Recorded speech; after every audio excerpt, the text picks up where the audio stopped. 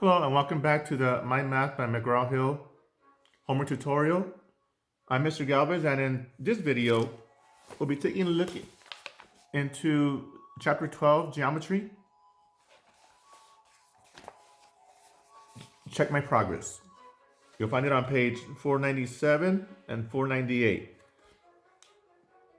What I would like you to do is press hold on the video, press pause, answer questions 1 through 13, and then when you're ready, when you've completed those questions, come back and review your answers. And since you've already covered lessons 1 through 7, you should be okay and hopefully pull off a 13 out of 13 correct. Okay? We'll put it on pause.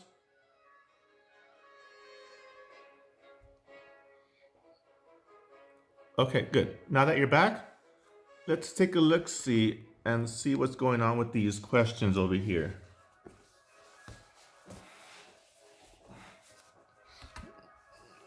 We'll begin with vocabulary check, numbers 1, 2, 3, and 4. Question 1, a rectangular prism or a triangular prism is a three-dimensional figure that has 6 rectangular faces and 8 vertices. Okay, since they mentioned rectangular faces, and they don't mention 2 faces that are triangle in shape, the answer here is rectangular prism. Question 2. A rectangle or a rhombus is a parallelogram with all sides congruent. Now, if all sides are congruent, then we're going to have either a square or a rhombus. And in this case, we're going to go with rhombus. This is plus 1 point, number 1, plus 1 point for number 2. Question 3. A vertex or an edge of a three-dimensional figure is where 2 faces meet. Now let me reference this figure over here. Where the 2 faces meet is that black line. Okay, not that point over here.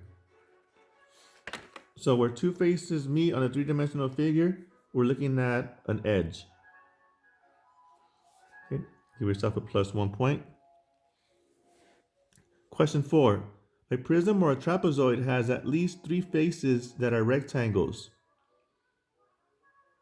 Okay. A prism or a trapezoid has at least 3 faces that are rectangles. If we're going to have 3 faces that are rectangles and they're connected, then we're looking at a prism. A trapezoid can be thought of as a 2-dimensional shape. A prism is plus 1 point, if you got that correct. Question 5.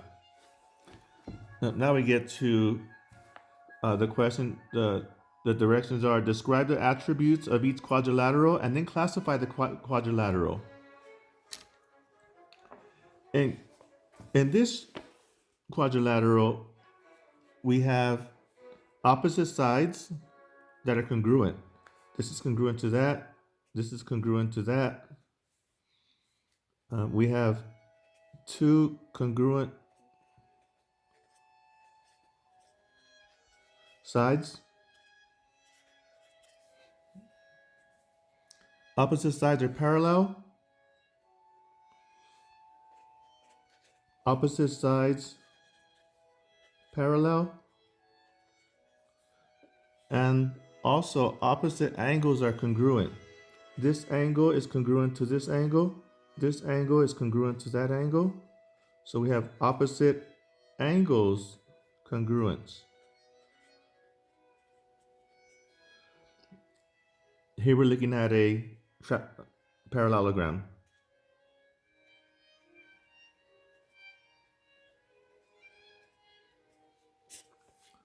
Plus 1. Let me switch pens, get a finer point. Question 6. We're looking at opposite sides congruent no opposite sides congruence. Also, opposite sides parallel, we don't have any opposite sides parallel, no opposite sides parallel. Another attribute here is that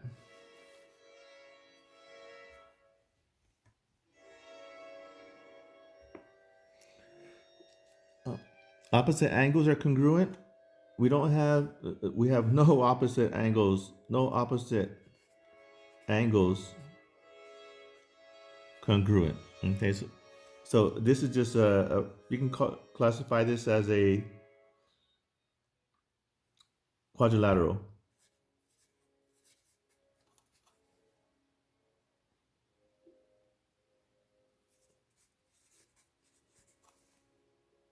Okay.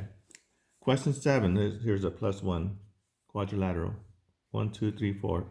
Just 4 sides. Question 7. Circle the quadrilaterals that have all the attributes of a rhombus. If we're looking at a rhombus, then we need all sides to be equal. Is it a trapezoid? No. Is it a square? Not necessarily. We do have opposite parallel lines. Is it a rectangle? No. This is the best answer. A rhombus is considered a parallelogram. +1. Question 8. Circle the quadrilaterals that have all the attributes of a rectangle. If we're looking at a rectangle,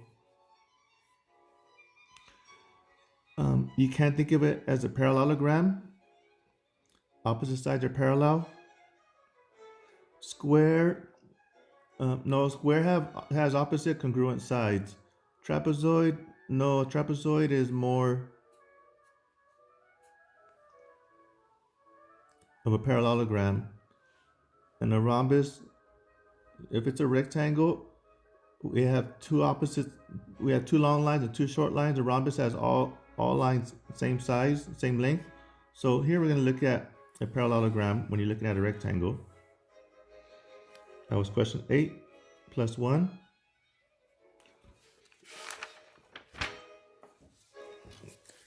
When we move over to the next page, question 9. Describe the faces, edges, and vertices of each 3-dimensional figure and then classify it. Here, for faces, we have 2 on top, 1 in front, 1 in back, 1 on left side, 1 on right side, 2, 4, 6 faces. Also edges, 1, 2, 3, 4 on this side, 1, 2, 3, 4 on the back side, and then these 4 connecting lines or edges. 4, 4, and 4. This is 12 edges. And vertice points. 1, 2, 3, 4 vertice points here. 5, 6, 7, 8 vertice points. 8 vertices. This is called a rectangular prism.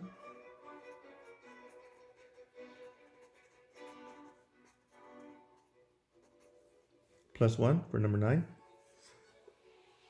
Number 10,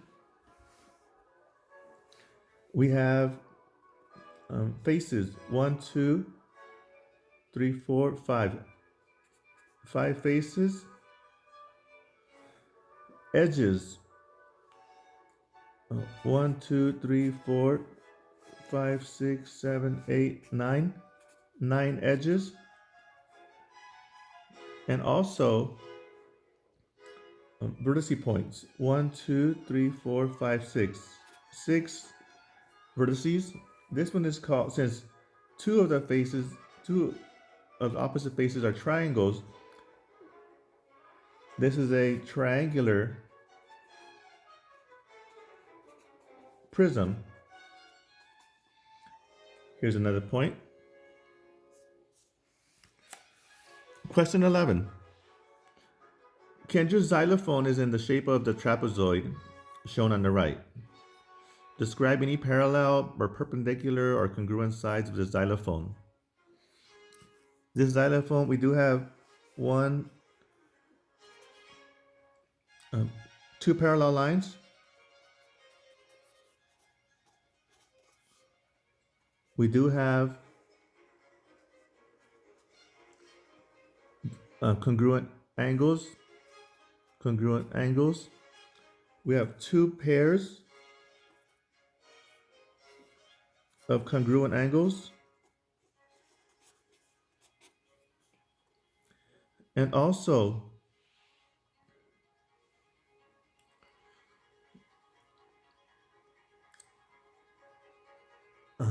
this line and this line are same length, and these lines are not same length. So we have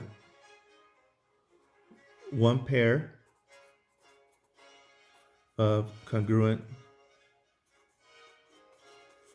lines. Okay?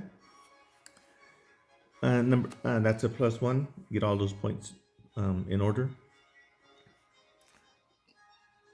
Number 12. Garrett cut a piece of cheese to eat for a snack. The cheese is a prism with 3 faces that are rectangular and 2 that are triangular. What kind of figure is this? Triangle there, triangle down here, connecting lines. Here we're looking at basically question 10 from earlier. This is a triangular prism, +1 point here. And last but not least, question 13, which is not a true statement. Which is not a true statement. All squares are parallelograms. All squares really are parallelograms. B, some rhombi are squares. Okay. C, all rectangles are squares. Rectangles, here we have 2 long lines and 2 short lines. 90 degrees, 90 degrees. Squares have all sides congruent. And it also has all vertice points a square, 90 degrees. D, all rectangles are parallelograms. A rectangle is a parallelogram. So this is good. This is the only one that's a problem. Some rhombi are squares. No, I'm sorry. All rectangles are squares. It's not true. A rectangle has 2 sides that are congruent, and then two other sides that are also congruent but different lengths. But a square has all sides congruent. Okay, so this is not true. A rectangle is not a square. Okay, so that's +1 right there. Now, if you add them all together, hopefully you got yourself a 13 out of 13 correct, which is 100%. Okay. I trust you did well. Thank you for tuning in to the Check My Progress on page 947 of the Mind Math by McGraw-Hill. I'm Mr. Galvez. I'll see you soon. Thank you.